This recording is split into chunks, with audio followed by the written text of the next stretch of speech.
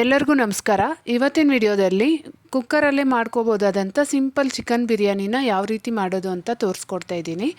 ಇದಕ್ಕೆ ಏನು ರುಬ್ಬೋ ಅವಶ್ಯಕತೆ ಇಲ್ಲ, ಬ್ಯಾಚುಲರ್ಸು ಸಹ ಸಿಂಪಲ್ಲಾಗಿ ಮಾಡ್ಕೋಬೋದು. ಇದನ್ನು ಮಾಡೋದಕ್ಕೆ ಒಂದು ಬೌಲ್ಗೆ ಒಂದು ಅರ್ಧ ಕಪ್ಪಷ್ಟು ಗಟ್ಟಿ ಮೊಸರನ್ನ ತೊಗೊತಾ ಇದ್ದೀನಿ. ಇದು ಫ್ರೆಶ್ ಮೊಸರು ಆಗಿದ್ದರೆ ಚೆನ್ನಾಗಿರುತ್ತೆ.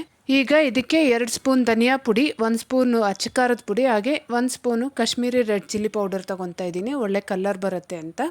ನಿಮ್ಮ ಹತ್ರ ಇಲ್ಲ ಅಂದರೆ ಅಚ್ಚಕಾರದ ಪುಡಿನೇ ತೊಗೋಬೋದು. ಹಾಗೆಯೇ 1 ಸ್ಪೂನು ಬಿರಿಯಾನಿ ಮಸಾಲ, 1 ಸ್ಪೂನು ಗರಂ ಮಸಾಲ ಪುಡಿ ಸಹ ಹಾಕ್ಕೊಂಡು, ರುಚಿಗೆ ಬೇಕಾಗಿರೋಷ್ಟು ಉಪ್ಪು ಸಹ ಹಾಕ್ಕೊಂಡು, 1 ಸ್ಪೂನ್ ಎಣ್ಣೆ ಹಾಕಿ, ಅರ್ಧ ಸ್ಪೂನ್ ಅರಿಶಿನ ಸಹ ಹಾಕ್ಕೊಂಡು ಇದನ್ನು ಚೆನ್ನಾಗಿ ಮಿಕ್ಸ್ ಮಾಡ್ಕೋಬೇಕು. ಇಷ್ಟೇ, ಈ ಬಿರಿಯಾನಿಗೆ ಮಸಾಲೆ ಎಲ್ಲ ಇನ್ನೇನು ರುಬ್ಬೋ ಅವಶ್ಯಕತೆ ಇಲ್ಲ. ಇದನ್ನು ಚೆನ್ನಾಗಿ ಈ ರೀತಿ ಮಿಕ್ಸ್ ಮಾಡ್ಕೋಬೇಕು. ಈಗ ನಾನು ವಾಶ್ ಮಾಡಿ ಇಟ್ಕೊಂಡಿರೋಂತಹ ಅರ್ಧ kg ಚಿಕನನ್ನು ಹಾಕ್ಕೊತಾ ಇದ್ದೀನಿ. ಹಾಕ್ಕೊಂಡು ಈ ಮಸಾಲೆನೆಲ್ಲ ಚಿಕನ್ಗೆ ಚೆನ್ನಾಗಿ ಮಿಕ್ಸ್ ಮಾಡಿ ಒಂದು ಅರ್ಧ ಗಂಟೆ ನೆನೆಯೋದಕ್ಕೆ ಬಿಡಬೇಕು. ಆದರೆ ಫ್ರಿಜ್ಜಲ್ಲಿ ಸಹ ಇಟ್ಕೋಬೋದು. ಈ ಚಿಕನನ್ನು ಮಸಾಲೆಯಲ್ಲಿ ಮೊದಲೇ ನೆನೆಸಿಡೋದ್ರಿಂದ ಒಳ್ಳೆ ಟೇಸ್ಟ್ ಬರುತ್ತೆ, ಉಪ್ಪು ಖಾರ ಎಲ್ಲ ಚೆನ್ನಾಗಿ ಹಿಡಿಯತ್ತೆ ಅಂತ. ಈಗ ಇದನ್ನು ಚೆನ್ನಾಗಿ ಮಿಕ್ಸ್ ಮಾಡಿ ನಾನು ಮುಚ್ಚಳ ಮುಚ್ಚಿ ಪಕ್ಕಕ್ಕೆ ಇಟ್ಕೊಂಡು, ಇನ್ನೊಂದು ಕಡೆ ಸ್ಟವ್ ಮೇಲೆ ಒಂದು 2ರಿಂದ 3 ಸ್ಪೂನ್ ಎಣ್ಣೆ ಹಾಕ್ಕೊತಾ ಇದ್ದೀನಿ. ಹಾಗೆ ಇದಕ್ಕೆ 4 ಮೀಡಿಯಮ್ ಸೈಜ್ ಈರುಳ್ಳಿನ ಈ ರೀತಿ ಉದ್ದಕ್ಕೆ ಹೆಚ್ಕೊಂಡು ಹಾಕ್ಕೊತಾ ಇದ್ದೀನಿ. ಇದನ್ನು ಚೆನ್ನಾಗಿ ಫ್ರೈ ಮಾಡ್ಕೋಬೇಕು. ಇದಕ್ಕೇ ಬೇಗ ಫ್ರೈ ಆಗಲಿ ಅಂತ ಒಂದು ಸ್ವಲ್ಪ ಉಪ್ಪು ಹಾಕ್ಕೊಂಡು ಫ್ರೈ ಮಾಡ್ಕೊತಾ ಇದ್ದೀನಿ. ಈ ರೀತಿ ಉಪ್ಪು ಹಾಕೋದ್ರಿಂದ ಬೇಗ ಫ್ರೈ ಆಗುತ್ತೆ ಅಂತಷ್ಟೇ. ನಾನು ಇಲ್ಲಿ ಕಡಿಮೆ ಎಣ್ಣೆ ಹಾಕ್ಕೊಂಡು ಫ್ರೈಡ್ ಆನಿಯನ್ಸ್ನ ಮಾಡ್ಕೊತಾ ಇದ್ದೀನಿ. ನೀವು ಬೇಕಾದರೆ ಡೀಪ್ ಫ್ರೈ ಮಾಡಿಕೊಂಡ್ರೆ ಇನ್ನೂ ಸ್ವಲ್ಪ ಬೇಗನೆ ಆಗುತ್ತೆ. ಇದನ್ನು ರೆಡಿ ಮಾಡ್ಕೊಂಡ್ಬಿಟ್ರೆ ಬಿರಿಯಾನಿ ಮಾಡೋದು ಬೇಗ ಆಗಿಬಿಡತ್ತೆ. ಈಗ ನಾನು ಫ್ರೈಡ್ ಆನಿಯನ್ಸ್ನ ಪಕ್ಕಕ್ಕೆ ತೆಗೆದಿಟ್ಕೊಂಡು 1-2 ಸ್ಪೂನ್ ಎಣ್ಣೆ, ಹಾಗೆ 1 ಸ್ಪೂನ್ ತುಪ್ಪ ಸಹ ಹಾಕ್ಕೊತಾ ಇದ್ದೀನಿ. ಹಾಗೆ ಇದಕ್ಕೆ ಮಸಾಲೆ ಹಾಕ್ಕೋಬೇಕು. 1 ಇಂಚಷ್ಟು ಚಕ್ಕೆ, 4 ಲವಂಗ, 1 ಸ್ಟಾರ್ ಅನೈಸ, 1 ಮರಾಠಿ ಮೊಗ್ಗು, 1 ಏಲಕ್ಕಿ, ಹಾಗೆ 1 ಕಪ್ ಏಲಕ್ಕಿ, ಸ್ವಲ್ಪ ಕಲ್ಲುವ, ಹಾಗೆ ಜಾಪತ್ರೆ, ಸ್ವಲ್ಪ ಜಾಯಿಕಾಯಿನ ಸಹ ಕುಟ್ಟಿ ಪುಡಿ ಮಾಡಿ ಹಾಕ್ಕೊತಾ ಇದ್ದೀನಿ. ಒಂದು 4-5 ಕಾಳು ಮೆಣಸು, ಒಂದು ಅರ್ಧ ಸ್ಪೂನಷ್ಟು ಸೋಂಪು, 1 ಸ್ಪೂನಷ್ಟು ಶಾಜೀರ, ಹಾಗೆ 1 ಹಿಡಿಯಷ್ಟು ಕಸೂರಿ ಮೇಥಿನ ಸಹ ಹಾಕ್ಕೊಂಡು ಫ್ರೈ ಮಾಡ್ಕೊತಾ ಇದ್ದೀನಿ. ಹಾಗೆ 1 ಬಿರಿಯಾನಿ ಎಲೆ ಸಹ ಹಾಕ್ಕೊಂಡು ಈ ಮಸಾಲೆ ಎಲ್ಲ ಎಣ್ಣೆಯಲ್ಲಿ ಚೆನ್ನಾಗಿ ಫ್ರೈ ಮಾಡ್ಕೋಬೇಕು.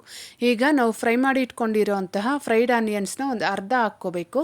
ಹಾಗೆಯೇ 1 ಸ್ಪೂನಷ್ಟು ಶುಂಠಿ ಬೆಳ್ಳುಳ್ಳಿ ಪೇಸ್ಟ್ನ ಹಾಕ್ಕೊಂಡು ಇದ್ರದ್ದು ಹಸಿ ವಾಸನೆ ಹೋಗೋವರೆಗೂ ಫ್ರೈ ಮಾಡ್ಕೋಬೇಕು. ಈಗ ನಾನಿಲ್ಲಿ 2 ಮೀಡಿಯಮ್ ಸೈಜ್ ಟೊಮೆಟೊನ ಸಣ್ಣದಾಗಿ ಕಟ್ ಮಾಡಿ ಇಟ್ಕೊಂಡಿದ್ದೆ, ಅದನ್ನು ಸಹ ಹಾಕ್ಕೊಂಡು 1 ನಿಮಿಷ ಎಣ್ಣೆಯಲ್ಲಿ ಫ್ರೈ ಮಾಡ್ಕೋಬೇಕು. ಈ ಬಿರಿಯಾನಿನ ಹೊಸದಾಗಿ ಅಡುಗೆ ಕಲಿತಾ ಇರೋರು ಅಥವಾ ಬ್ಯಾಚುಲರ್ಸು ಸಿಂಪಲ್ಲಾಗಿ ಮಾಡ್ಕೊಂಬಿಡ್ಬೋದು. ತುಂಬ ಈಸಿ. ಫ್ರೈಡ್ ಆನಿಯನ್ಸ್ ಒಂದು ರೆಡಿ ಇದ್ದರೆ ತುಂಬ ಕ್ವಿಕ್ಕಾಗಿ ಬಿರಿಯಾನಿನ ರೆಡಿ ಮಾಡ್ಕೊಂಬಿಡ್ಬೋದು. ಈಗ ನಾವು ಇದಕ್ಕೆ ರೆಡಿ ಮಾಡಿಟ್ಕೊಂಡಿರೋಂತಹ ಚಿಕನ್ನ ಹಾಕ್ಕೊಂಡು ಚೆನ್ನಾಗಿ ಎಣ್ಣೆಯಲ್ಲಿ ಫ್ರೈ ಮಾಡ್ಕೋಬೇಕು.